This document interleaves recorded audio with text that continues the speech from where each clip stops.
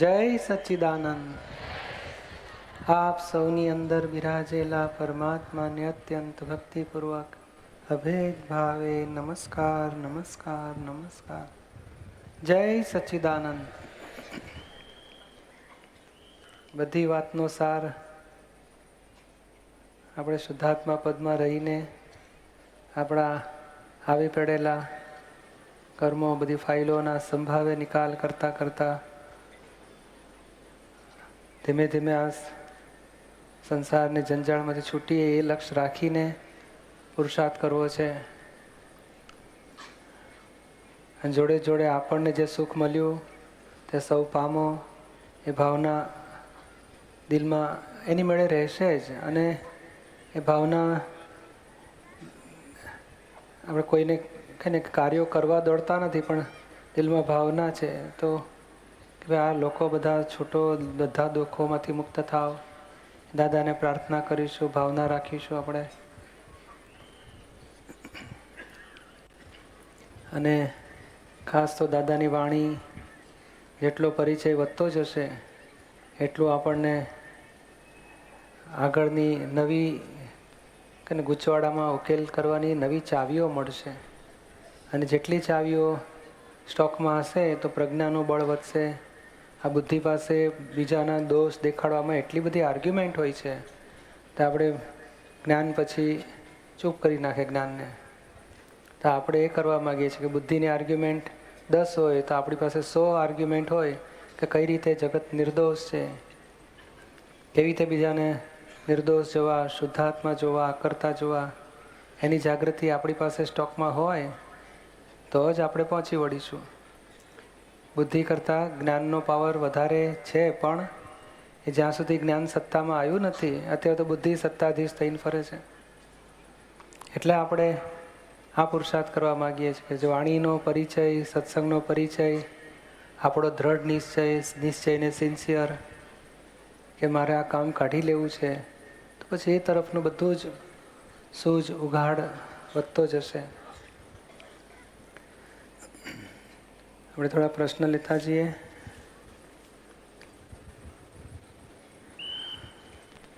હર્ષિત વિરમગામ એ કહે છે લાલચ માણસને ધ્યેય ચૂકાવી નાખે. એ વસ્તુ જેવી છે ને કે અહંકાર ભૂખ્યો છે, ભૂખ્યો. પોતાનું શુદ્ધાત્મા પદ ચૂકીને પછી હું હર્ષિત છું એ બિલીફમાં આવ્યો એટલે પછી ભૂખ્યો કહેવાય. અને ભૂખ્યો એટલે કંઈક સુખ, કંઈક મોહ, કંઈક લાલચ એ મેળવે ને ત્યારે એને શાંતિ થાય. લાલચ શબ્દ થોડોક આગળનો છે કે એક નહીં પણ સબ બંદર કે વેપારી. એટલે આ ના મળે તો બીજું, બીજું ના મળે તો ત્રીજું. એટલે એટલી બધી લાલચને લીધે પછી આત્માપણું તો કોઈ જ નાખ્યું કહેવાય ને. એટલે મોક્ષનો ધ્યેય પણ ચૂકી જ જાય. પછી કંઈને અહીંયાથી સુખ મળે તો પછી અહીં આ જે સુખ લેવા જાય છે એ પરિણામે અનંત દુઃખ આપનારું છે એવું ભાન પડે ને તો લાલચે છૂટે અને મોક્ષનો ધ્યેય મજબૂત થાય. આ તો એને આમાં જ સુખ મળે, આ સુખ નહીં તો બીજું. પાન ખાશે, પાનનું સુખ ના મળે તો પછી લાડવા જલેબી ખાશે. એ સુખ ના મળે તો માનનું સુખ ખાશે, લોભનું સુખ, વિષયનું સુખ, મારી ઠોકીને દબડાવીને પણ અણહકનું ભોગવી લેવું. હરાયા ઢોર જેવી હાલત. પછી બોલો એને એક વસ્તુ દુઃખદાયી થતી હોય તો બીજી સુખદાયી લાગે છે. એટલે પાછો એને સંસારમાં દુઃખ નામની વસ્તુ એને લાગશે જ નહીં. કશે લાગશે નહીં તો છૂટવાનો ધ્યેય ઊભો જ નહીં થાય. એટલે કહે છે લાલચુનો મોક્ષ થવો મહા મુશ્કેલી. લોભીને થાય થોડું ઓછું જોખમ, લાલચું કરતા લોભીને. માનીને તો તરત અપમાન થાય ને તો એવો કડવો ઝેર જેવો સંસાર લાગે. તરત થાય કે હે ભગવાન હવે છૂટવું છે આ સંસારની જંજાળમાંથી.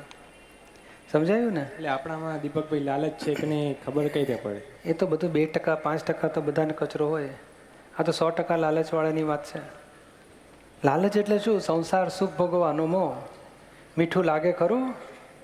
હા લાગે ને. તો પછી એ બધામાં જોખમ છે. આપણે પાછા ફરો કે ભાઈ એનું પરિણામ જાણતા નથી.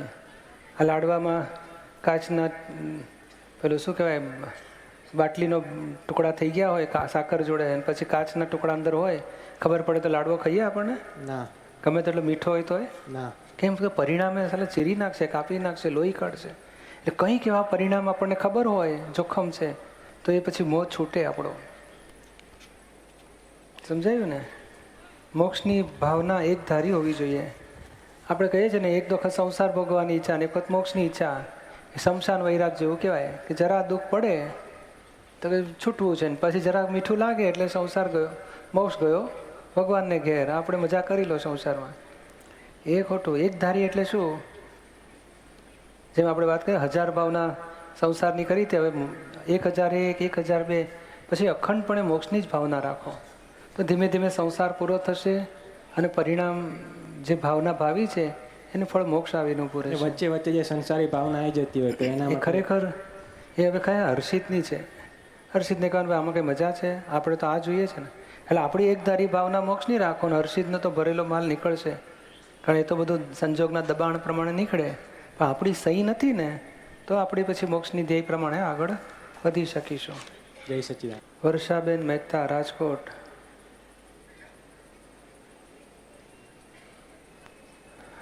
છે કે ક્યાં છે? હા, એ કે છે શ્રીમદ રાજચંદ્રજી કહે છે કે ત્યાગ વિરાગ ન ચિત્તમાં થાય ન તેને જ્ઞાન, અટકે ત્યાગ વિરાગમાં તો ભૂલે નિજ ભાન. એટલે આપણું ચિત્ત સંસારના મોહમાં હોય તો પછી એને જ્ઞાન ન થાય કે છે. અને મોહનો આગ્રહ થઈ ગયો, ત્યાગ તો કરવો જ પડે ને વૈરાગ તો લેવો જ પડે. જો આગ્રહ થયો ને તોય આત્મભાન ખોશે. એટલે આ શું છે કે સંસારમાં સુખ નથી એ સમજવા માટે સમજણ હાજર રાખો કે આ ત્યાગ વસ્તુ શેની કરવાની છે. તો કે ભાઈ આ મોહ બધાનો, મોહનો, રાગનો એ બધો ત્યાગ કરો. રાગ, દ્વેષ, અહંકાર, મમતાનો ત્યાગ કરવો છે.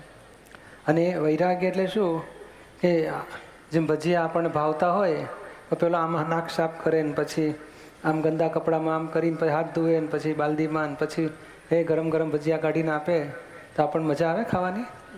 આ લાગે ને આ ગંદવાડો પાછું ક્યાં ખાઈશું? કેમ વૈરાગ આવે આપણને, મોહ ઉતરી જાય આપણો. પછી મોહ હતો તેથી ખાવા માટે ખેંચાતા હતા. વૈરાગ આવે તો ખેંચાઈશું નહીં. પણ વૈરાગમાં અટકી જવું ને, તિરસ્કાર કરવો નથી કે ભજીયા ખવાય જ નહીં, બટાકા ખવાય જ નહીં, રાત્રે ખવાય. પછી શું એ આગ્રહ થશે ને તો એ પાછું નવું પોઈઝન. અને મોંમાં પડશો તોય પોઈઝન. એવું બે રીતે જોખમ છે કે છે. એટલે આપણે દાદા સરસ કહે છે સંભાવે ફાઇલો નિકાલ કરો. આત્મા શુદ્ધાત્મા અનુભવ સિવાય કાંઈ જોઈતું જ નથી. સમજાયું ને? લાલજીભાઈ સોલંકી, વઢવાણ. ક્યાં છે? એ કે છે જ્ઞાન વિધિ પૂર્ણ થયા બાદ આપશ્રીએ જણાવેલ શુદ્ધાત્મા બોલતા બોલતા સૂઈ જવું. સવારે વહેલા 4 વાગ્યાની આસપાસ મને મારો દેહ મારા પ્રત્યક્ષ જુદો નિહાળ્યો. થોડી ક્ષણો બાદ મારા શરીરમાં ધીરજારી અને એકાએક અકળામણ આવી, જાણે હું મરી ગયો. આ બાબતે મને યોગ્ય માર્ગદર્શન આપશો. ત્યારે દાદાએ ચિંદેલ રાહ પર હું આગળ વધી શકું. આવું કશું નહીં, આને કંઈ બહુ ઇમ્પોર્ટન્ટ મૂકવા જેવું નહીં. આ તમે તો ચાલતા ચાલતા અહીં સુધી આવ્યા તો પછી ક્યાં જીવો જ છો નિરાતે? એ તો પેલું બધું પડઘા પડે કશુંક. ના એવું નથી દીપકભાઈ, પણ મને એમ થયું કે આવું જે કાંઈ થયું જેથી કરી એમ કે આપણે તમે જે જણાવ્યું કે તમે શુદ્ધાત્મા બોલી અને સૂજ્યો બરોબર છે. એટલે રાત્રે મોડે સુધી એ રીતે બોલતા બોલતા ઊંઘી ગયો અને વહેલી સવારે 4 વાગ્યે મને એમ કે મારો દેહ સામે એમ કે કોઈ ચેતન વગરનો પડ્યો હોય એવું મને દૃશ્ય દેખાણું. એટલે થોડી વાર પછી મને ધ્રુજારી અને કંપા એકદમ આવ્યો અને 2-4 ક્ષણો માટે હું પોતે અકળાયો ને પછી જાગી ગયો. પછી હું શુદ્ધાત્મા છું આવી ગયો ને પાછું. પછી હા એ મુખ્ય વસ્તુ છે. આ તો બધી ઇફેક્ટ ઊભી થઈને ગયું. સમજાયું ને કે બહુ મહત્વ નથી. કારણ આપણે કંઈ સારી વસ્તુ હોય, દેવદેવીનું દર્શન થાય તો આનંદ રાખવાનો, અને આવું આવે તો કંઈ ઉપાધિ કરવાની નહીં. અમે અહંકાર આ બધું પૂર્વના પરમાણુ હોય ને ભરેલા એ ઇફેક્ટ બતાડીને જાય છે. આમાં મહત્વનું શું છે કે આવું જ્યારે ભોગવટો મરી ગયા જેવું થયું ને જાગ્યા પછી હું શુદ્ધાત્મા પહેલાં પેલું એ યાદ આવ્યું આપણને. એ મહત્વનું કે આપણું સ્વરૂપ આપણને યાદ આવ્યું એ આત્મા જાગ્રત થયો તે રૂપ થઈને પોતે બોલે છે હું શુદ્ધ આત્મા છું, શુદ્ધ આત્મા છું. પછી આખો દાડો રહ્યું ને. હા અને પછી ગઈકાલે રાત્રે સુઈ ગયા હતા તોય પાછું શુદ્ધ આત્મા બોલીને સુઈ ગયા ને. પછી શુદ્ધાત્મા બોલીને સૂતો. બસ તો એ આત્મા જાગ્રત થયો કહેવાય. હવે ધીમે ધીમે 5 આજ્ઞા પકડો, ચરણ વિધિ વાંચો, અને કોઈને દુઃખ થાય તો પ્રતિક્રમણ કરજો.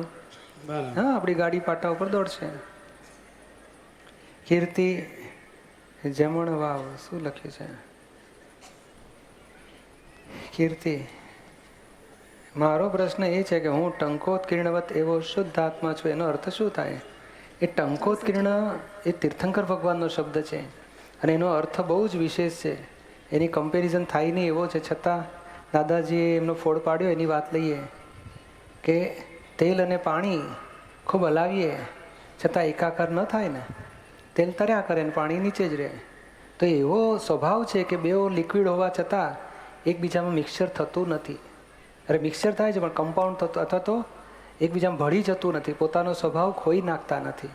એ રીતે જળ તત્વ અને ચેતન તત્વ અનાદિકાળથી સંસારની પરિભ્રમણમાં સાથે ને સાથે રહ્યા હોવા છતાં દરેક અવસ્થામાં સ્ત્રી થયો, પુરુષ થયો, ગાય થયો, દેવગતિ, નર્કગતિ, તોય પણ કોઈ અવસ્થામાં બેઉ સાથે રહેવા છતાં બંને તત્વો પોતપોતાના ગુણધર્મ ખોઈ નાખ્યા નથી, સ્વભાવથી શુદ્ધ જ રહ્યા છે. બોલો.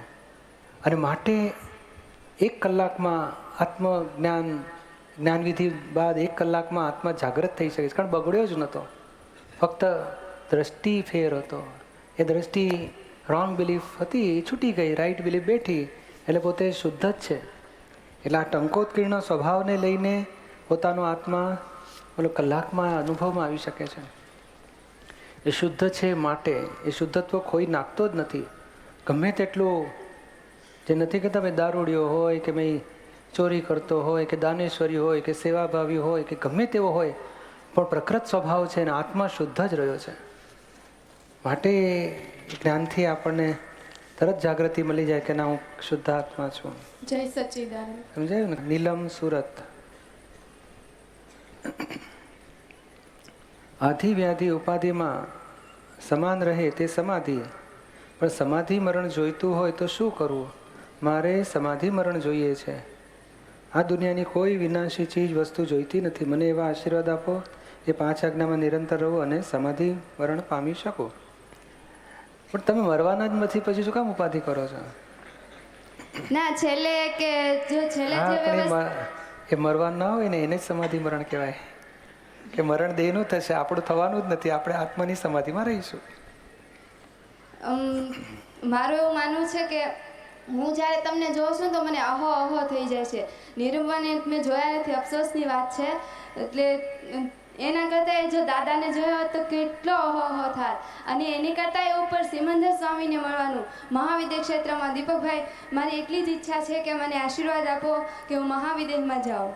એ બરોબર છે, જય એનો જ રસ્તો છે. આપણી 5 આજ્ઞાની ટિકિટ હાંચવી રાખજો તો આ ટ્રેન મહાવિદ્યની જ છે. હા, મને આશીર્વાદ આપો કે હું 5 આજ્ઞાનું નિરંતર પાળી શકું. હા, બરોબર છે. જય અને સચ્ચિદાનંદ. સમાધિ મરણ એટલે શું સમજાયું ને? કે દેહનું મૃત્યુ થાય, કારણ આયુષ કર્મ તો પૂરું થવાનું, પણ તે ઘડીએ આપણને ભાન હોય કે હું તો શુદ્ધાત્મા છું અને હું મરતો જ નથી, હું અવિનાશી છું, શાશ્વત છું. અને આપણું તો રિઝર્વેશન કન્ફર્મ કર્યું છે, એટલે પછી એ મોક્ષની ટ્રેનમાં જ આપણે આગળ વધીએ છીએ. વાયા મહાવિદ્ય ક્ષેત્રે મોક્ષે જ જવાશે. સમજાયું ને? કૃપાલી જમણવાવ શું ગામ છે કે સરનેમ છે? ગામ. સારું. મારો એ પ્રશ્ન છે કે ફાઇલોનો સંભાવ્ય નિકાલ કઈ રીતે કરવો? હું પહેલી વખત જ અહીં આવી છું. મેં જ્ઞાન પણ લીધું છે, મને ત્રિમંત્ર નથી સમજાતો. એક ફાઇલ એટલે શું કે આ કૃપાલી એ ફાઇલ નંબર 1 કહેવાય, અને પરણીશું ત્યારે 2 નંબરની ફાઇલ આવશે. બાકી છે ને પરણવાનું. પછી બાબલો બે ના પણ બાબલો આવે, બેબલી આવે, બધું 3, 4, 5 બધું ખાલી રાખવાનું હમણાં. પછી પપ્પા મમ્મી 5, 6, 7 નંબરની ફાઇલ. ફાઇલ એટલે શું? જેની સાથે રાગ અને દ્વેષ બંધાયેલા હોય ને, એની સાથે રાગ દ્વેષ થયા છે એટલે સંસારમાં આપણે ભટકવું પડે છે ને. આજે તારે ઘર છોડીને અહીં આવી જવું હોય તો ઘરવાળા બૂમ પાડે ને, ક્યાં રખડે છે, ઘરમાં બેસ શાંતિથી, પાડે કે ના પાડે? તો કે કેમ બૂમ પાડે? તો કે રાગ દ્વેષનો હિસાબ છે એમની સાથે. અને બધાની સાથે હિસાબ પૂરો થયો, તમે જાઓ કે આવો કોઈને કંઈ ફરક જ ના પડે, ગ્રીન સિગ્નલ બધે, તો હિસાબ પૂરો થઈ ગયો. તો આપણે અત્યારે હિસાબથી બંધાયેલા છીએ. તો એક કોઈ પ્રત્યે રાગથી, કોઈ પ્રત્યે દ્વેષથી, મોહથી એ ધીમે ધીમે પ્રતિક્રમણ કરતા જઈએ છીએ અને નક્કી કરીએ છીએ કે મારે રાગદ્વેષના હિસાબ પૂરા કરીને છૂટવું છે. સમભાવે નિકાલ કરવો છે. સમભાવ એટલે દ્વેષ પણ નહીં, રાગ પણ નહીં. સામો દ્વેષ કરે તો પણ દ્વેષ નહીં, સામો રાગ કરે તોય રાગ નહીં. સમભાવ, સમતાભાવ રાખી મારે હિસાબ પૂરા કરવા છે. એટલે એવી રીતે ફાઇલનો નિકાલ કરીએ. સમજાયું? હા. અને ત્રિમંત્ર તો ત્રિમંત્રની ચોપડી છે ને, એમાં જ જોજો ને, સરસ મજાની વાત છે. ચોપડી વાંચજો. અર્થ ત્રિમંત્રનો અર્થની ચોપડી છે ને, એક મેળવી લેજો. બહુ સરસ દાદાજીની વાણીમાં મળશે બધું. જય સચિદાનંદ. જયંતિભાઈ જણસદ, જસદણ, જયંતિભાઈ જસદણ એ કહે છે દાદા કહેતા કે અમારી બુદ્ધિ ટોચ ઉપર પહોંચીને પછી ઝીરો થયેલી છે, તો જ્ઞાન પછી મહાત્માની બુદ્ધિ કેટલે ઊંચે જઈને ઝીરો તરફ આવે છે. એના જ્યાં છે ત્યાંથી પૂરી કરી દેવાની. હવે આપણે સીધું સેન્ટરમાં ચાલવા માંડ્યા. એમને તો છૂટકો જ નહોતો, એટલે બધા પગથિયા ઓળંગી ટોપ પર જઈને પછી ઉતર્યા નીચે. અને આપણે તો જ્યાં ઊભા હતા ને, કોઈ 280 ડિગ્રી પર ઊભો હોય, કોઈ 295 પર હોય, બધાને ત્યાંથી સીધું સેન્ટરમાં લઈ આવવાનું. હવે બુદ્ધિ વધારવાની કાંઈ જરૂર નહીં, હવે બુદ્ધિ નિકાલ કરવાનો. સમજાયું ને? બરાબર. પણ આ મને લાગે છે કે આ જ્ઞાન પછી બુદ્ધિ ટોચ લેવલ ઉપર પહોંચી જાય છે, પરંતુ ઝીરો થતા વાર લાગે. ના, ટોચ પર જતી નથી. આમાં શું થાય છે, અહંકાર ઝીરો થવા માંડ્યો એટલે બુદ્ધિનું જોર તૂટવા માંડે છે. આ જ્ઞાન પછી અહંકાર, મૂળ અહંકાર છૂટી જાય છે ચાર્જ કરનારો, ડિસ્ચાર્જ અહંકાર ઓગળતો જાય છે. એટલે અહંકાર થ્રુ પ્રકાશ આવે એનું નામ બુદ્ધિ. એટલે બુદ્ધિ ધીમે ધીમે ઓગળતી જાય ને, સૂઝ વધતી જાય, દર્શન વધતું જાય, જ્ઞાન વધતું જાય, પ્રજ્ઞા શક્તિ વધતી જાય. સમજાયું ને? એટલે આ બુદ્ધિ નથી. બુદ્ધિ તો સારું અને ખરાબ, નફો નુકસાન સિવાય બતાડતી જ નથી. જ્યારે પ્રજ્ઞા સૂઝ તો હિત બતાડે, પ્રજ્ઞા તો અવિનાશી, વિનાશી અને મોક્ષનું ધ્યેયમાં આગળ પ્રગતિ કરાવે. સમજાયું ને તમને? જય સચિદાનંદ. કિશોરભાઈ મકવાણા, જુનાગઢ. 9 કલમો એટલે શું? દાદાજી એમાં શું કહેવા માગે છે? ક્યાં છે કિશોરભાઈ મકવાણા? એ દાદાજીની 9 કલમોમાં પુસ્તક જ છે, ભાવના સુધારે ભવો ભવ. એ ખાસ વાંચવા જેવું છે. એનો સાર એટલો છે કે કોઝિસ સુધરી શકે, ઇફેક્ટ સુધરી શકે નહીં. ઇફેક્ટ સુધારવા માટે મહેનત કરશો નહીં, શક્તિઓ ખલાસ કરી નાખશો. એની કરતાં કોઝિસ સુધારો, એવું વિજ્ઞાન ખુલ્લું પાડે છે. એટલે આજે આપણી વાણી કે વિચાર કે વર્તન કે દ્રષ્ટિ કંઈ પણ બગાડ નીકળ્યો તો આપણે સમજવું જોઈએ કે કોઝિસ ખરાબ હશે, તેથી ફળ ખરાબ આવ્યો. હવે નવા કોઝિસ સુધારો કે કોઈને દુઃખ ના થાય, કોઈનો અહમ ન દુભાય, કોઈ ધર્મનું પ્રમાણ ન દુભાય, કોઈ પ્રત્યે અભાવ તિરસ્કાર ન થાય, કઠોર ભાષા, તંતીલી ભાષા ન બોલાય. પછી ભાવના ફેરવવાથી ભાવ સુધરે કે છે. કચરા બધા બળી જશે ને પછી ચોખ્ખો થઈ જશે. બિપિનભાઈ સિદ્ધપુરા. મનના પર્યાયો તોડ કરવા, તેમાં પર્યાય એટલે શું? જગતના લોકોને મનના વિચારો આવે ને એને હું જ વિચાર કરું છું એવું માન્યતા હોય છે. ત્યારે આપણે મનના વિચારોને જુદું રાખીએ છીએ. નોય મારા વિચારો. એ નોય મારા વિચારો કેવું ને કે વિચાર જુદા છે, એનો જ્ઞાતા દ્રષ્ટા છું, મારા નથી. તો એ મનના વિચારોને જુદા રાખ્યા એટલે મનના વિચારોને સાથે તન્મયાકાર ન થયા એટલે મન છૂટું રહ્યું અને આપણે છૂટા રહ્યા. મન પછી ઉગીને ખલાસ થઈ જશે. વિચાર એ મનના પર્યાયો કહેવાય. જેમ પંખો સ્થિર હોય પછી ગોળ ફરે એની અવસ્થા બદલાઈ, એ તો મનના વિચારો એક પછી એક આવે એને અવસ્થા કહેવાય, એને પર્યાયો કહેવાય. એમાં તોડવા એટલે શું? તો કે નોય મારા, હું જુદો અને વિચાર જુદા. એ જાગૃતિ રાખવી. દાદા શું કહે છે કે અમે અમારું એક ક્ષણ અમે મન સાથે એકાકાર ના હોઈએ એટલે અમે મુક્ત થયા છીએ, એ અમે અનુભવીએ. તમે જે માખી ગોળ ઉપર ભમ્યા જ કરે, તમારે અમુક ગાંઠો હોય લોભની કે માનની કે મોહની, તો એમાં કલાક તમારી વૃત્તિઓ રખડ્યા કરે, તન્મયાકાર થઈ જાય. એટલે તમે હજુ એકાકાર થાઓ એટલે પુરુષાર્થ કરો કે મનને જુદું રાખો. ગાંઠો જેમ જેમ ઓગળતી જશે પછી મનમાં રસ, મનની ક્રિયાઓમાં રસ આવતો જ નથી, તો પછી તન્મયાકાર થવાશે જ નહીં. એને એ સ્થિતિ દાદાની છે કે છે અમે જ્ઞાતા દ્રષ્ટા. અને હજુ અમારાથી આગળ મહાવીર ભગવાન, સિમંદર સ્વામી તો સમયે મનના વિચારોના જ્ઞાતા દ્રષ્ટા રહી શકે. આપણે એટલે આ જુદું પાડીશું ત્યારથી શરૂઆત થાય છે તે દાદાને સ્ટેજે પહોંચાય પછી. કાળુભાઈ અમારો કે છે કે અહો અદ્ભુત આશ્ચર્યમય અજાયબ કમાલ અક્રમ વિજ્ઞાની દાદા ભગવાનનો ગજબ આત્મજ્ઞાનનો વિસ્ફોટ વિશ્વભરમાં પગરણ માંડી રહ્યો છે, જે આ કળીકાળમાં આખા જગતને સુખ અને શાંતિ અને મોક્ષ આપશે જ. બહુ સારી વાત છે. બધાને મેં હવે કબૂલ થાય, જેમ પેલો વરસાદ પડવાનો થાય ને તો લોકો હવે ખરેખર અંધારો કાળા વાદળા આવી ગયા, વરસાદ પડવાનો થયો, ઠંડક વધી કે છે. હા, તો વધારે અનુભવ થતો જાય. અને પેલું તો રણમાં લાગે કે હવે કોઈ પાણીની આશા રાખવી નહીં, આ કંઈ એન્ડ આવતો નથી રણનો, આપણે મરવાનું થયું હવે કે છે, તરસ્યા ભૂખ્યા મરી જઈશું. એમાં હવે આપણે લાગે ને મરવાનું બચી ગયું, રક્ષણ આવી ગયું. પ્રાચીન કાળમાં દાદા ભગવાન જેવા કોઈ અક્રમ વિજ્ઞાની આત્મજ્ઞાની થયા. જ્ઞાની તો થાય છે. શ્રીમદ રાજચંદ્ર 125 વર્ષ પહેલાં થયા, 900 વર્ષ પહેલાં કુંદકુંદાચાર્ય જે સમયસાર, એમને પણ સિમંદર સ્વામી સાથે અનુસંધાન હતું. આ મહાન જ્ઞાની 200-500 વર્ષે હિન્દુસ્તાનમાં થયા જ કરતા હોય છે.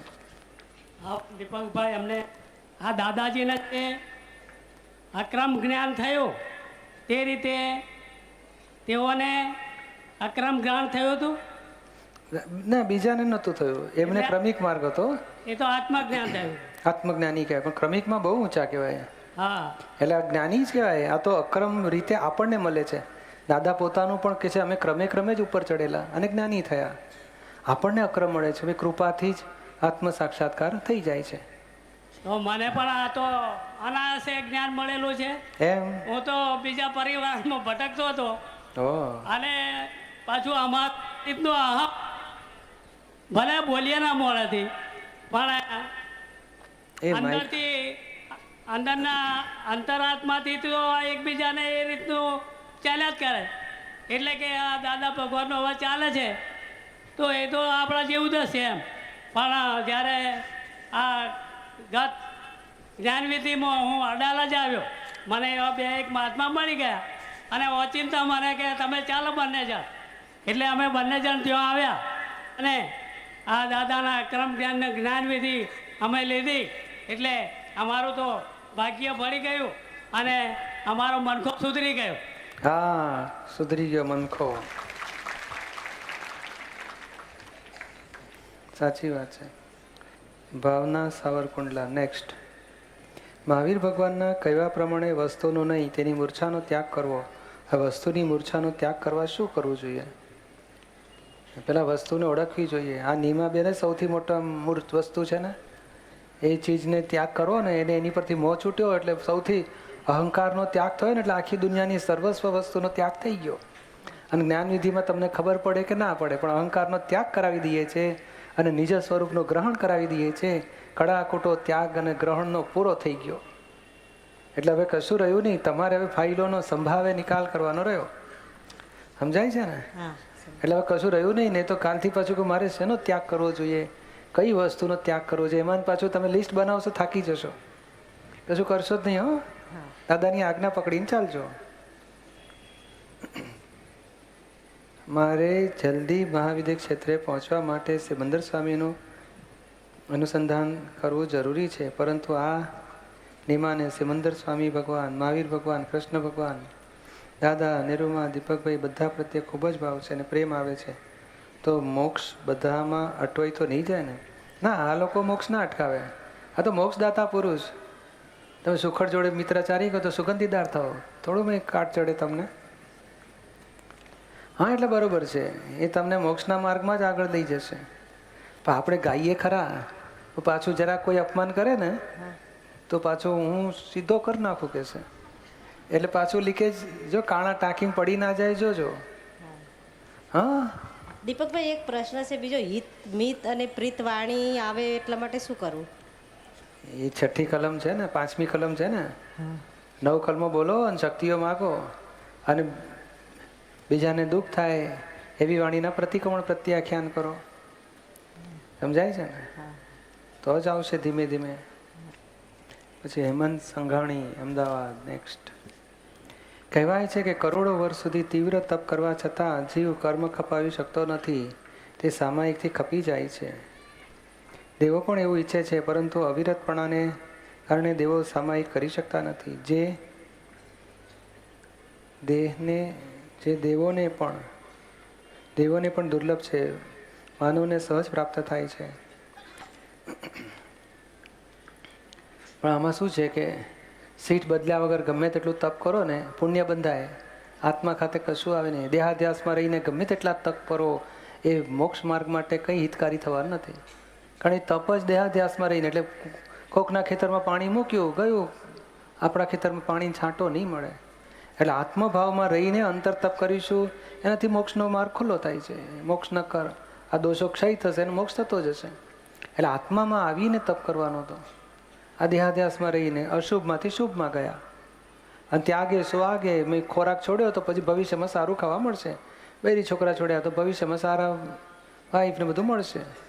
એટલે મોક્ષ માટેનું તપ ભગવાનની દ્રષ્ટિએ જુદું હતું, અને દેહાધ્યાસમાં રહીને મિથ્યા દ્રષ્ટિવાળા જીવો પોતાની ભાષામાં જુદું સમજે છે. અને આ જે સામાયિક શબ્દ છે ને, ભગવાનની સામાયિક જુદી, આ લોકો કરે છે જુદી. આપણે તો જ્ઞાતા દ્રષ્ટામાં રહીને પોતાના દોષો જ્ઞેયો પ્રકૃતિના જ્ઞેયો જોવા ને એ ઊંચામાં ઊંચી સામાયિક છે. એટલે આ તો દેવો મનુષ્યપણું ઝંખે છે, એ વાત સાચી છે. દાદાશ્રી એવું કહે છે કે તમે અમને વાંદરીના બચ્ચાની જેમ ચોંટી પડજો. એટલે હવે આ બિલાડીના છે ને, એના બચ્ચાને ઉચકીને ફરવા પડે, અને વાંદરીનું બચ્ચું જબરું એ વાંદરીને ચોંટી પડે. એટલે અમને ચોંટી પડ્યો, અમે આ કૂદકો મારીએ છીએ અહીંથી, તમે અમને ચોંટી પડજો, કે જેથી કરીને તમારો મોક્ષ પછી બગડે નહીં, એવું કહે છે. આત્માનો ઉપયોગ અને આત્માની જાગૃતિ વચ્ચે શું ડિફરન્સ છે? એ જાગૃતિ એ બિગિનિંગ છે, એ હજુ તો દોષ છે, અને આપણને ખબર પડે કે આ ભાવનાના દોષ છે, ખોટા છે, આવું ના હોવું જોઈએ. અને પછી ઉપયોગ એટલે દોષ ખલાસ થશે ને, ત્યાર પછી આત્માનો અનુભવ થશે આ બાજુ, ત્યારે શુદ્ધ ઉપયોગ રહેશે પછી. એટલે એ પછી જુદાપણાની જાગૃતિ, આત્માનો અનુભવ એ ઉપયોગ કહેવાય છે, અને આત્માની પ્રતિથી બેઠી એટલે જાગૃતિ રહે થોડી ઘણી. એટલે જાગૃતિથી ઉપયોગ ઘણો આગળનો છે. જાગૃતિ વધે વધે વધે પછી શુદ્ધ ઉપયોગ શરૂ થાય. શુદ્ધ ઉપયોગ ત્યાં નિર્દોષ ઠરાવવો ના પડે, નિર્દોષ અનુભવમાં રહે ને, અકર્તા છે, શુદ્ધાત્મા છે, એનું સેજે રહે. અને અહીં તો પેલી બુદ્ધિ કચકચ કરતી હોય ને, આપણે તપ થાય, બુદ્ધિ ઊંધું બતાડે આપણે કે નહીં નિર્દોષ છે, ત્યારે મેં તપ થાય છે. એ તપ છે ત્યાં સુધી જાગૃતિ છે, અને તપ પૂરું થાય પછી સહજ ભાવમાં આવે ત્યારે ઉપયોગ કહેવાય. એને સહેજે રહે, પછી નિર્દોષ રાખવું ના પડે, ઠરાવવું ના પડે, સહેજે વર્તે. સમજાયું ને? જય સચિદાનંદ. હેમંત સંઘવી, અમદાવાદ. શ્રીમદ રાજચંદ્ર દાદા ઘણીવાર શ્રીમદ રાજચંદ્રના આ વાક્યો કહેતા, તો તે વાક્યોનો અર્થ સમજાવે નથી. શુદ્ધ ઉપયોગની જો પ્રાપ્તિ થઈ હોય તો પછી તે સમયે સમયે પૂર્વોપાર્જિત મૌનીને ભસ્મીભૂત કરી નાખશે. આ અનુભવ ગમ્ય પ્રવચન છે.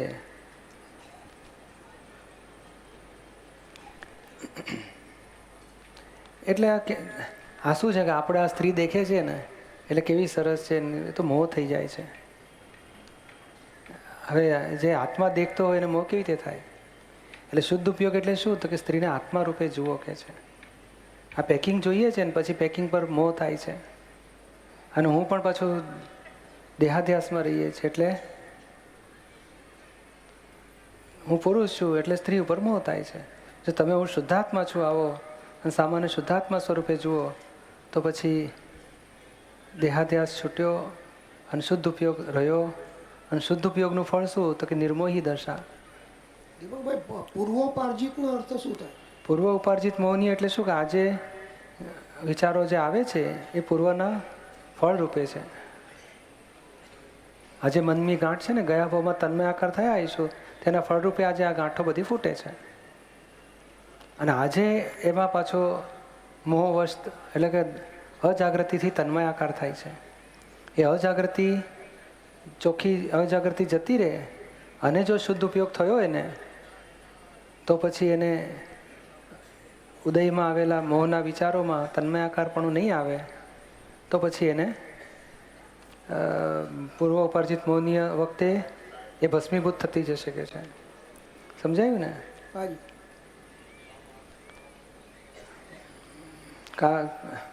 ઘરે કાજળ કાળી કોટડી છે. એ તો કેવું છે કે આત્મા એબ્સોલ્યુટ છે, પણ આ બધાના વ્યવહારમાં આવ્યો ને એટલે પછી વાઈફના આધારે હું પતિ શું થઈ જાય, છોકરાના આધારે હું બાપ શું થાય, પછી પૈસા જોઈએ એટલે પાછું વેપારી થવું પડે કે નોકરિયાત થવું પડે.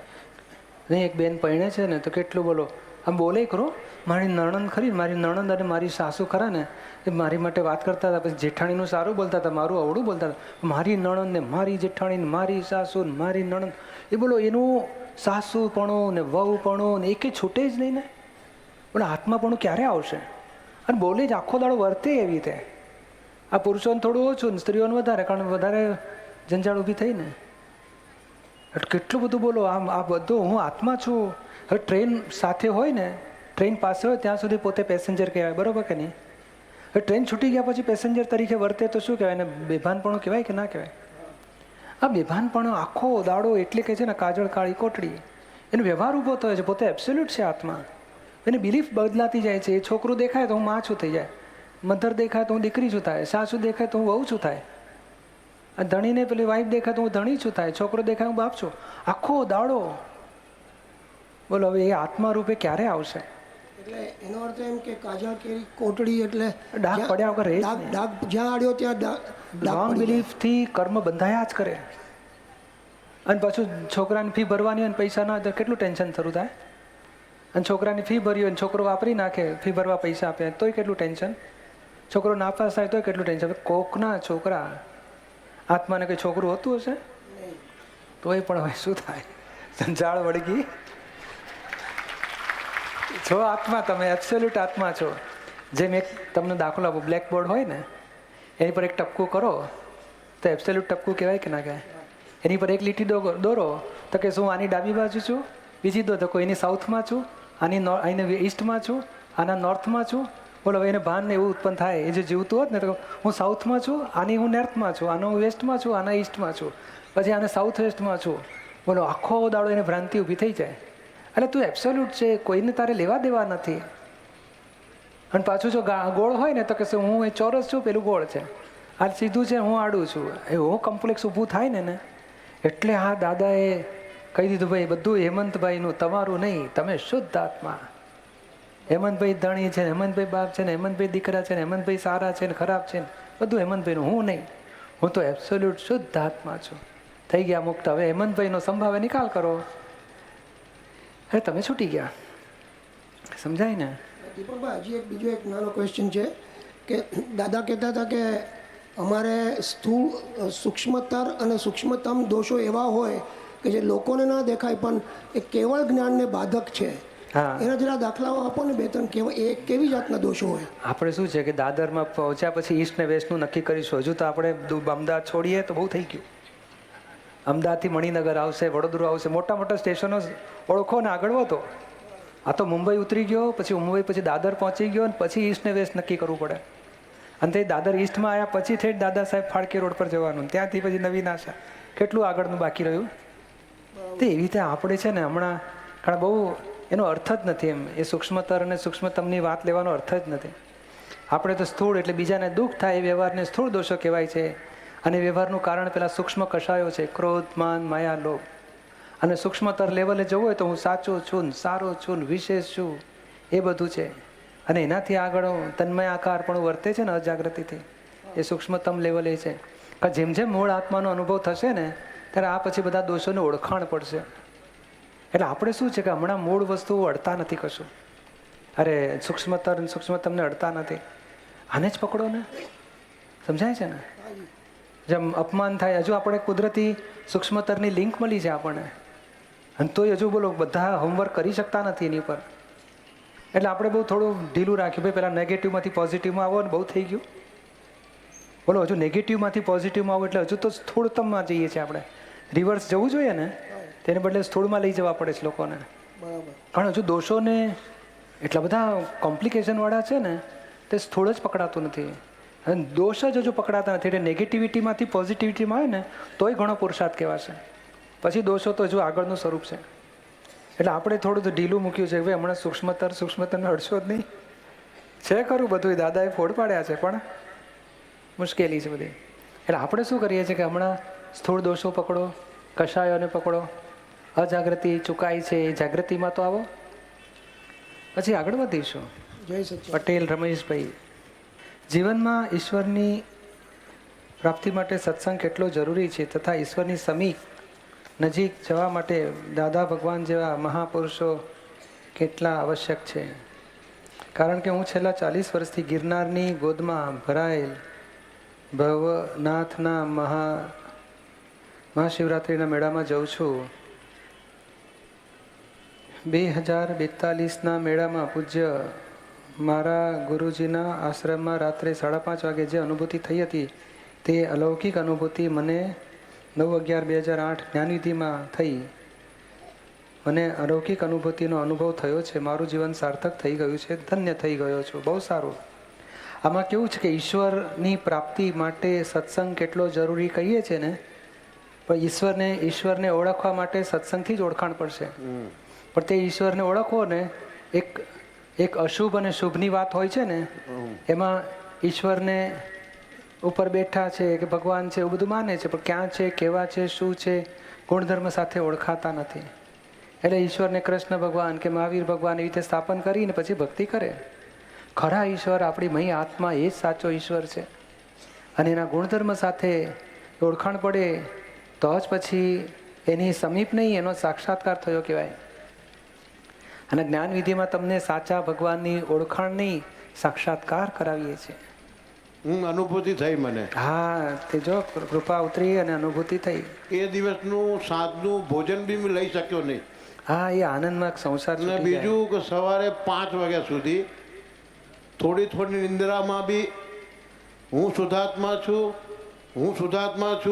હવે આજે 72 કલાક પછી બી રહેતું એ હતું. શબ્દ મારા માનસપટમાંથી જતો નથી. બહુ સરસ, બહુ સરસ. જય સચ્ચિદાનંદ. જય સચ્ચિદાનંદ. હર્ષદભાઈ, આત્મજ્ઞાન અને વ્યવહાર જ્ઞાન બંને વચ્ચેનો તફાવત સમજાવશો. આત્મજ્ઞાન એટલે હું પોતે કોણ છું એ જાણવું તે, અને વ્યવહાર જ્ઞાન એટલે આપણે આ બધા સંબંધો છે, પત્ની, છોકરા, મા બાપ ને નોકરી, ધંધા, એમાં કેવી સમજણ ગોઠવીએ કે જેથી કરીને વ્યવહાર કોઈને દુઃખદાયી ન થાય અને પોતાને મુશ્કેલી ના પડે. એ સમજણ એ વ્યવહાર જ્ઞાન કહેવાય છે. એવું જ્ઞાન સમજો કે વ્યવહાર આપણો સરળતાથી ઉકલ્યા કરે. સમજાયું ને? એટલે દાદાએ મા બાપ છોકરાનો વ્યવહાર નામનું પુસ્તક આપ્યું, પતિ પત્નીનો દિવ્ય વ્યવહાર, પૈસાનો વ્યવહાર, વાણીનો વ્યવહાર, સુંદર બધા પુસ્તકો છે કે જે રોજિંદા જીવનમાં કેવી રીતે એડજસ્ટ એવરીવેર થવું કે જેથી કરીને અથડામણ ટળે અને આપણને સમાધાન રહે દરેક પરિસ્થિતિમાં. જ્ઞાન લીધા પછી વ્યવહારમાં કઈ રીતે લઈ શકાય? શું લઈ શકાય? વ્યવહાર જ્ઞાન લીધા પછી વ્યવહારમાં કઈ રીતે લઈ શકાય એ જ્ઞાન એમ. જ્ઞાન કઈ રીતે લઈ હા, શકાય? જ્ઞાન વ્યવહારમાં કઈ રીતે લઈ શકાય? હા, જ્ઞાન લેવા માટે તમને 5 આજ્ઞા આપી છે. એ જ્ઞાન વ્યવહારમાં રહીને, એટલે કે આત્મામાં રહીને વ્યવહાર ઉકેલવા માટેની 5 ચાવીઓ આપી છે કે ભાઈ હર્ષદભાઈ જુદા છે અને હું શુદ્ધાત્મા છું, જાગૃતિ રાખજો. હર્ષદભાઈ જે કરે એ પોતે તમે કરતા ન થશો. હર્ષદભાઈને સંજોગો ચલાવે છે, વ્યવસ્થિત શક્તિ, એ જાગૃતિ રાખજો. હર્ષદભાઈ ફાઇલ 1 છે એવી સમજણ રાખજો કે મારું સ્વરૂપનો એ ફાઇલ છે, નિકાલ કરવાની વસ્તુ છે. એ 5 આજ્ઞા તમે હતા ને પરમદાડે જ્ઞાનવિધિમાં, તો આ 5 આજ્ઞા પાછી સમજી ગયા ને, તો હવે એક્ઝેક્ટ ગોઠવજો. એ હર્ષદભાઈથી જુદા રહેવા માટેની ચાવી છે. જે નથી કહેતા મમતા છોડો, કરતાપણું છોડો, અહંકાર છોડો, હું પણ છોડો, બધું કહે છે ને, પણ 5 આજ્ઞામાં બોલો હું અને હર્ષદભાઈ જુદા પડી ગયા. પછી મારું મમતા, હર્ષદભાઈ જોડે મમતા છૂટી પડી ગઈ, કરતાપણું છૂટું પડી ગયું, વ્યવસ્થિત કરતા નક્કી થઈ ગયું. એટલે બોલો કરતાપણું, ભોગતાપણું, મારાપણું, હું પણ બધું છોડાવી દે છે 5 આજ્ઞા, અને આત્માપણું શરૂ કરાવી દે છે. સમજાય ને? એટલે હવે તમે 5 આજ્ઞાના શબ્દો હાજર રાખીને વ્યવહાર કરો. ઓફિસ જવાનું તો ફાઇલ છે, હર્ષદભાઈ સંભાવે નિકાલ કરો કહેવાનો. અને કામ ઓછું મોડું થયું, વધારે થયું, વહેલું થયું, બગડ્યું, વ્યવસ્થિત છે, કોઈનો દોષ ના કાઢશો. સમજાય ને? અને ઘરમાં આવીને જુઓ ને કે હજુ તે સાફ સૂફ નથી કર્યું તો કે વ્યવસ્થિત છે કહેવાનું. અને ચા મોડી આવી તો કે વ્યવસ્થિત છે, ચા તો અને જાતે પૂછી જ જવાનું કે ચા હવે મળી જશે મને? તો કે હા, હમણાં 10 મિનિટમાં પૂછવાનું. 20 મિનિટ પછી આવી, કારણ એ પાછા ભૂલી ગયા બીજા કામમાં. તો ફરી રિમાઇન્ડ કરવાનું કે મારી ચા થાય એવું છે અત્યારે? તો કે હા હા થઈ જશે. તો આપણે લેવું, નથી થાય એવું તો બંધ રાખવી. આપણે કકડાટ કરવો નહીં. કારણ હર્ષદભાઈના પરમાણુના આધારે ચા ભેગી થાય છે, નહીં કે વાઈફ બનાવવાના આધારે. સમજાય? આવું આપણે જ્ઞાન ગોઠવવા માંગીએ છીએ કે હિસાબ પ્રમાણે જગતનો વ્યવહાર ભેગો થાય છે, માટે કોઈનો દોષ કાઢશો નહીં. સવારે હું વહેલો ઉઠું છું અને 5 વાગે ઉઠી અને ફાઇલ નંબર 2 એટલે મારા પત્ની એમને ચા બનાવીને હું જ આપું છું સાહેબ. હા, તો તમારે હર્ષદભાઈને કહેવાનું, હર્ષદભાઈ ફાઇલનો નિકાલ કરો. હા, તમારે પાછું નહીં કરવાનું કશું, હર્ષદભાઈ પાસે કરાવવાનું. સમજાય છે ને? હા, બરાબર. અને ફાઇલ નંબર 2 એ ફાઇલનો નિકાલ કરવા, આપણી ફાઇલનો નિકાલ કરવા એમને પીવડાવીએ છીએ, નહીં કે એમની પર ઉપકાર કરીએ છીએ. સમજાય છે કે? સમજાય છે. આગળ છે પ્રશ્ન. કર્મ કરવા છતાં અકર્મ રીતે કઈ રીતે રહી શકાય? આ જ 5 આજ્ઞા અકર્મ દશામાં બેસાડે છે. અને હર્ષદભાઈ કર્મો કર્યા કરશે, કર્મફળ એ પરસત્તા છે, અને એમાં નવું કર્મ ભ્રાંતિથી બંધાતું હતું, એમાં તમે જાગૃતિમાં આવ્યા એટલે નવું કર્મ બંધાશે નહીં. એ અકર્મ દશા આપણી થઈ. હર્ષદભાઈ કાર્યો કર્યા કરશે અને આપણે અકર્મમાં રહી શકીશું. સમજાય છે? બરાબર. એ રીતે અકર્મ દશા આપણી. દીપકભાઈના નામના દીવાએ આખા જગતમાં અજવાળું કર્યું છે, એનું રહસ્ય સમજાવો. એનું રહસ્ય જાણવું છે તમારે? હા ભલે, એ ચોક્કસ. કાલી ટોપી વાલે કા કમાલ હે. દાદા ભગવાન એનું રહસ્ય છે, નિરૂમાના આશીર્વાદ છે, દાદા ભગવાનની કૃપા છે. હા, આગળ 1 મિનિટ જરા. એક જ આમાં પૂરું મિનિટ. થઈ ગયું. હું આપના સત્સંગમાં લગભગ દરરોજ આવું છું, બહુ સરસ. પરંતુ મેં એક વસ્તુ ખાસ નોંધ લીધી છે, જ્યારે નેતાઓની સભા હોય છે ત્યારે પબ્લિકની હાજરી પાંખી હોય છે અને પોલીસની હાજરી વધુ હોય છે, તેમજ નેતાઓને ઝેડ કક્ષાની સુરક્ષા આપવામાં આવે છે. જ્યારે અહીં એક પણ પોલીસ નહીં હોવા છતાં આપની સુરક્ષા તેમજ અહીં દૂર દૂરથી આવેલા શિવાર્થી મહાત્માઓ દીપકભાઈ નામના દીવાના અજવાળાથી સતત 12 દિવસથી સર્વેની લોખંડી બંદોબસ્ત સાથે સેવા પૂરી પાડે છે. તે ધન્યવાદને પાત્ર છે. સાચી વાત છે. જય સચ્ચિદાનંદ. આમાંથી આજના નેતાઓ જે છે એમને બોધપાઠ લેવો જોઈએ કે એમને ઝેડ કક્ષાની સુરક્ષા શા માટે પાડવા એ પડે. બધું બરોબર છે. જો આ વ્યવહાર છે ને, એનું નામ વ્યવહાર કહેવાય. આમાંથી વ્યવહાર જ્ઞાન કોનું નામ કહેવાય તમને કહું? વ્યવહારમાં ડખો ના કરવો એનું નામ વ્યવહાર જ્ઞાન. વ્યવહારમાં ભૂલ કાઢવી એ કાચા કહેવાય. એટલે આ બધું જગત વ્યવસ્થિત ચલાવે છે. એક્ઝેક્ટ વ્યવસ્થિત ચલાવે છે. ઓકે. તમારું કે મારું ચાલવાનું જ હવે નથી. તમારા જેવા એક અડધી મિનિટ હા. આ તમારા જેવા મેં પહેલા પ્રશ્ન કરેલો 2-3 દિવસ પહેલાં. હું રોજ આવું છું, મને ખબર છે. 2-3 દિવસ પહેલાં આપને કહેલું કે દીપક નામના દીવાએ આવો અજવાળું કર્યું છે, તો હું તો એવું સમજું છું કે આપણા વિશ્વની વસ્તી 5 અબજથી ઉપર હશે કદાચ, પણ 5 અબજ દીપક જો આવા પાકે તો પશુ પક્ષી પંખી જીવ જંતુ બધાને મોક્ષ મળે. હા, એવું પણ જ્ઞાન છે આ. જો- આ અકળ વિજ્ઞાન જે કોઈ કરી ન શકે, જે જનરેશન આજનું જનરેશનને જરૂર છે. આજના જનરેશનને એક જ વસ્તુ છે, વિજ્ઞાન વાંચવા બેસે પણ એ પોથીમાંના વિજ્ઞાન જેવું છે. જ્યારે અકળ વિજ્ઞાન છે એટલે જનરેશન બી આજે તમારી હાજરીમાં જનરેશન વધારે છે. બરોબર એ છે. આ જ રીઝન છે કે બરોબર અકળ છે. વિજ્ઞાન કોઈ નથી સમજી શકતું. ના, પણ આમાં કેવું છે કે આ જ્ઞાન લે છે ને બધા, હા. એ બધા દીવાઓ આત્મદીવા પ્રગટ થાય છે એટલે બધાના. અંદર બધા જ અને એ દીવા દરેક પ્રગટ્યા દીવા છે ને સાથે. પોતાના આજુબાજુ તો અજવાળું ચાલુ કરી દીધું એ લોકોએ. એકી સાથે દીવા એટલે પ્રગટેલા. ના, એ વધી જ રહ્યું છે ને. હા. હવે દાદાની હાજરીમાં 5 જણા હતા, પછી ધીમે ધીમે 300 જણા સુધી સત્સંગ પહોંચ્યો. નિરૂમાંથી વધ્યું તે 1500 2000 સુધી પહોંચ્યું. લાખો કરોડોની સંખ્યા. અને હવે તો જો ને 5-5 હજાર 10-10 હજાર 20-20 હજાર 35 હજાર જેટલું ભેગું થયું. આપણે આશા રાખો કે આખી દુનિયામાં બધા પહોંચ્યા વિજ્ઞાન, લોકોને શાંતિ થાય. દાદા કહેતા ને કે અમારી એક જ ભાવના છે કે આખું જગત પરમ શાંતિને પામે અને કેટલાક મોક્ષને પામે. અને આપણે એ બધા મહાત્મા એક જ ભાવના કરી રહ્યા છે દિવસ રાત. અને ભાવનાના ફળરૂપે આજે આ બધી કેટલો વિસ્તાર વધી જ રહ્યો છે ને, મલ્ટિપ્લિકેશનથી વધી રહ્યો છે. અને બધાનો પ્રેમ ભાવ છે આની પ્રત્યે. અને બધાએ આ બોલો કેટલાય જે આ ધારો કે આ બધું મંડપ બનાવનારા હતા કે બધા એવા કેટલાય બહારના માણસો કે જે લોકોએ જ્ઞાન પણ નથી લીધું, સત્સંગ પણ નથી આવતા, પણ દાદા ભગવાનનું છે બહુ સેવા સારી કરો છો એમ કરીને એટલો બધો સહકાર આપ્યો છે. એ લોકો ડાયરેક્ટલી નહીં પણ ઇનડાયરેક્ટલી દાદામાં ચોંટ્યા જ અને પાછળથી જ્ઞાન લઈ ગયા અને કહે છે અમે ગયા વર્ષે સેવા કરી હતી ફક્ત બહારની બધી આ બધી વ્યવસ્થામાં હેલ્પ કરી હતી. આ વખતે કે છે અમને એટલી બધી શાંતિ થાય છે, એટલો બધો આનંદ થાય છે, આ વખતે ડબલ 10 ગણી એ લોકો હેલ્પ કરી છે. એટલે આ બધું બધા જ આખે ને બધા જ દાદાના થઈને ઊભા રહી જાય છે. આમાં બધાને પોતાનું લાગે છે, જુદું લાગતું જ એટલે નથી. અત્યારે દીપકભાઈના દીવાથી આજની તારીખે હું એવું જોઈ રહ્યો છું કે સિમંદર સ્વામીની હાજરી તેમજ દાદા ભગવાનની હાજરી તેમજ નિરૂમાની હાજરી તમારામાં વર્તાઈ રહી છે. હા, જય હું એ જ સચ્ચિદાનંદ. કહું છું કે મારા કરતા એ લોકોની હાજરી વધારે કામ કરી રહી છે. ઉર્મિલા પંચાલ, અંકલેશ્વર. ઉર્મિલા પંચાલ, વ્યવસ્થિત શક્તિનો ઉપરી કોણ? વ્યવસ્થિત શક્તિનો અર્થ સમજીએ તો result of scientific circumstantial evidence. એમાં કયા એવિડન્સને ઉપરી કહીશું? એટલે કોઈ ઉપરી નથી. બધા સંજોગ ભેગા મળી અને જે પરિણામ આવ્યું તે બન્યું એક કરેક્ટ કહીએ છીએ. એનો કોઈ રિમોટ કોઈના હાથમાં હશે કે રિમોટ સંચાલન તો કોઈ કરતું હશે? હોય છે ને. એ વ્યવસ્થિત શક્તિ તમારી ભૂલમાંથી ઊભી થઈ છે. તમે કહ્યું કે મારે ધણી જોઈએ છે અને તમે આત્મા છો અને આત્માનો વિભાવ મારે ધણી જોઈએ છે, એટલે એને આખો કોઈક ધણીનો બાપ ઊભો કરવો, માં ઊભા કરવા પડે, એને છોકરો ભેગો થાય, પછી તમારે પરિણામ સુધી કેટલા સંજોગ ઊભા કરવા પડે છે. તમારી એક ભાવના માટે વ્યવસ્થિત શક્તિને કેટલું બધું કામ કરવું પડે છે. અને તમારો ભાવ બંધ કરશો તો વ્યવસ્થિત શક્તિ નવરી તમારી માટે.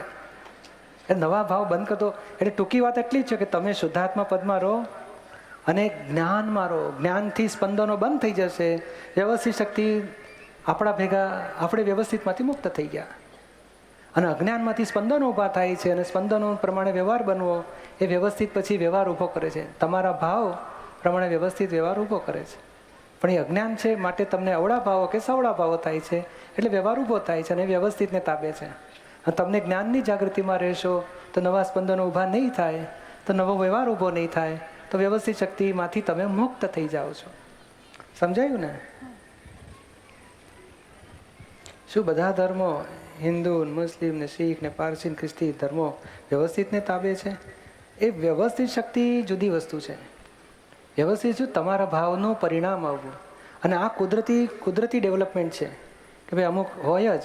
જેમ દર વર્ષે જો હિસાબ કાઢો ને તો ભાઈ 495 સ્ત્રી હોય અને 505 પુરુષો હોય, પણ 1000નો જો સ્ટેટિસ્ટિક કાઢો ને તો 500ની એવરેજ કુદરતી રીતે હોય. એમાં કોઈને એ કુદરતના નિયમ છે કે આટલી સ્ત્રી અને આટલા પુરુષ એ કુદરતી બન્યા જ કરે, પછી 10-15 ઓછા વધારે હોય ખરા. એટલે દરેક ધર્મ કુદરતની વ્યવસ્થા છે. એ વ્યવસ્થિત તો પછી લાગુ પડે છે. આ કુદરતી એટલે શું? નિયતિ કે છે ને, જે કુદરતી ડેવલપમેન્ટ બધું. એમાં પછી મનુષ્યો પોતાનો કરતાપણાથી રાગદ્વેષ કરે છે અને રાગદ્વેષનું ફળ ભોગવવું ને એ વ્યવસ્થિત પછી એને હિસાબ બંધાઈને ભોગવવું પડે છે. એટલે વ્યવસ્થિત કહીએ તો ચાલે, કારણ કુદરતી રચના એટલે વ્યવસ્થિત જ કહેવાય. એટલે આ કુદરતી આ બધું ધર્મો આજે પહેલા ધોરણથી PhD સુધીના વર્ગો હોય ને એ વ્યવસ્થિત જ કહેવાય. સમજાય ને? એવી રીતે આ બધા ધર્મો વ્યવસ્થિત જ છે બધું. જય સચિન. દાદાને પૂછતા કે શેના માટે મનુષ્ય જીવન, શું ધ્યેય મનુષ્ય જીવનનો? તો કે 2 જ કારણો. એક આત્મ સાક્ષાત્કાર પામો અને બીજું આત્માની પ્રાપ્તિ ન થતી હોય, એવું પ્રાપ્ત શક્ય ન હોય તો પારકાના સુખને માટે જીવન વાપરો. પોતાના સુખને માટે નહીં. પારકાના ધણીએ વાઈફના સુખ માટે, વાઈફે હસબન્ડના સુખ માટે, છોકરા મા બાપ સુખ માટે, મા બાપ છોકરાના સુખ, બધા પારકાના સુખને માટે જીવન વાપરો. ખરેખર એ નહીં. આ તો ફેમિલી થયું, તોય પારકાના સુખને માટે જીવવાનું છે. પણ એથી આગળ આપણે કુટુંબમાં ઓળખતા જ ના હોઈએ, કુટુંબમાં ના હોઈએ, છતાં કોઈ દુઃખી હોય કોઈને હેલ્પ કરો, પરોપકારમાં જીવન વાપરો કે છે. જેમ આંબાને પથ્થરો મારો તો કેરી આપે, પછી વકીલ મારે તોય આપે ને પેલો ભિખારી છોકરો હોય તોય એને મારે તો મળે. એ પછી ન્યાય નથી કરતો કે આ મોટા માણસ આપવું પડે, આ છોટા માણસ ના આપવું, એવું કશું નહીં. બધા માટે છૂટ. પથરા મારે તોય કેરી આપે અને આપણને કશું પથરા તો નથી મારતા પણ જરાય દુઃખ આપે તોય આપણે સુખ આપો. એ મનુષ્ય જીવનનો સાર. પારકાના સુખને માટે જીવન જીવો. તપાસ કરી જોજો આપણે પારકાના સુખને માટે જીવીએ છીએ કે પોતાના સુખને માટે. એ ઊંચામાં ઊંચું મનુષ્ય જીવન કે ભાઈ કોઈને દુઃખ ના થાય એવું જીવન જીવો. છૂટવા માટે જીવન છે કે આ સંસારથી છૂટાય કેમ કરીને. અને બંધાયા શેનાથી છીએ તો પોતાના સ્વરૂપની અજ્ઞાનતા. હું પોતે કોણ છું નહીં જાણ્યું, એ નહીં સમજાવાથી જે દેહ મળ્યો, જે નામ મળ્યું તે જ હું છું. જે થાય છે ક્રિયાઓ તો કે મેં હું જ કરું છું. સારું થાય તો મેં કર્યું, બગડી જાય તો તે કર્યું, તારી રીતે બગડ્યું. એકબીજાને આક્ષેપ આપવા, દુઃખ આપવું, એ જ સંસારમાં અજ્ઞાનતાથી ઊંધું ચાલ્યા જ જાય છે અને કર્મ બાંધીને 4 ગતિમાં ભટકીએ છીએ. એમાંથી પાછું ફરવું છે કે ભાઈ મને આ બંધન છે, છૂટાય કેવી રીતે? અને કોઈ વ્યક્તિ કે કોઈ સંજોગ કે કોઈ પરિસ્થિતિ પોતાને બાંધી શકે નહીં. આપણા પોતાના સ્વરૂપની અજ્ઞાનતાથી હું જાણતો નથી હું મારું સ્વરૂપ શું છે, હું કોણ છું. પછી હું જ દીપક છું, હું જ કરું છું. મને દીપકભાઈ સારા કહે એટલે હું ખુશ થાઉં, હું કેટલો સારો. તમે ખરાબ છો એટલે મને ગુસ્સો આવે, તમે મને કહો છો. તે રાગ દ્વેષ એ અજ્ઞાનતાથી રાગ દ્વેષ છે અને રાગ દ્વેષથી કર્મોના હિસાબ બંધાય છે. અને છૂટવું હોય તો અજ્ઞાનમાંથી જ્ઞાનમાં આવો, એ આપણે પોતે કોણ છે. અને પછી રાગ દ્વેષ નવા ઊભા ન થવા દો. થઈ ગયા હોય તો માફી માગીને ધોઈ નાખો.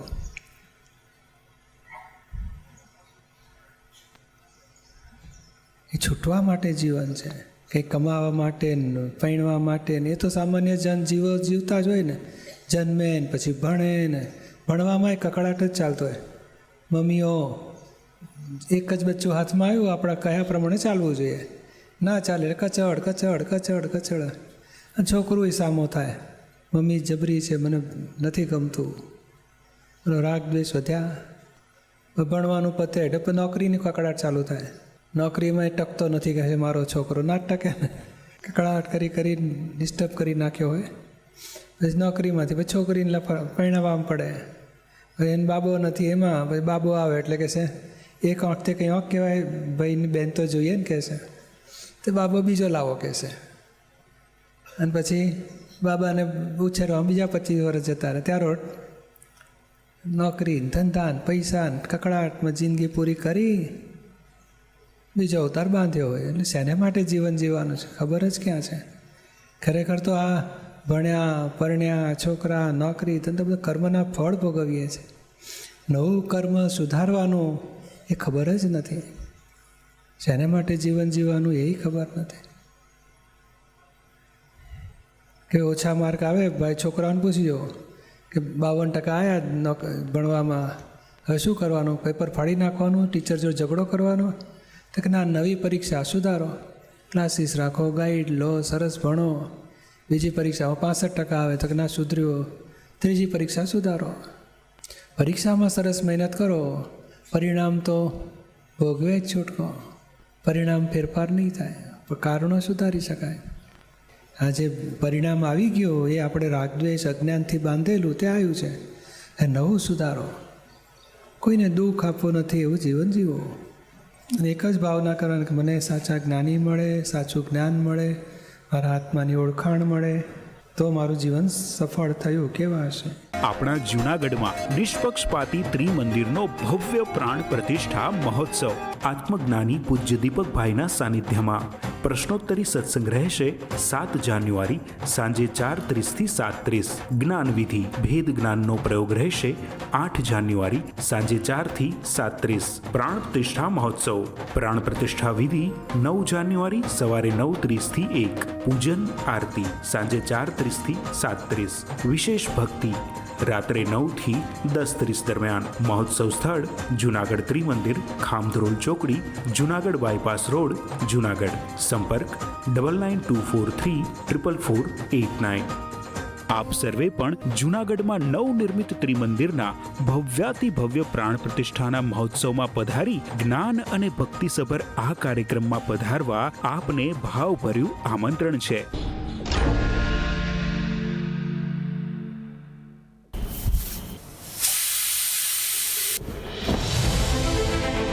લોકડાઉન જ્યારે અનલોક થવા જઈ રહ્યું છે, નવી જીવનશૈલીથી કંટાળ્યા છે સૌ કોઈ. સફળતા નથી જણાતી નોકરી કે ધંધામાં.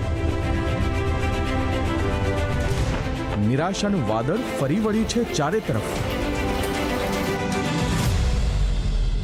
આવા સમયમાં પણ પ્રગટી રહ્યો છે આશાનો એક દીપક.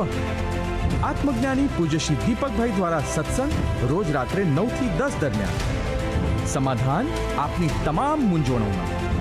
આધ્યાત્મિક માર્ગદર્શન. મેળવો ચાવી તમામ દુઃખોથી મુક્ત થવાની, ચિંતા મુક્ત થઈ નિર્ભય બનવાની, પોતાના જ આનંદમાં રહેવાની. આપ પણ આ લાઈવ સત્સંગમાં જોડાઈ શકો છો. એ કનેક્ટ એપ, દાદા ભગવાન એપ, દાદા ભગવાન.tv અને દાદા ભગવાન ફાઉન્ડેશનની યુટ્યુબ ચેનલ દ્વારા. It's Dada Bhagwan Foundation presentation.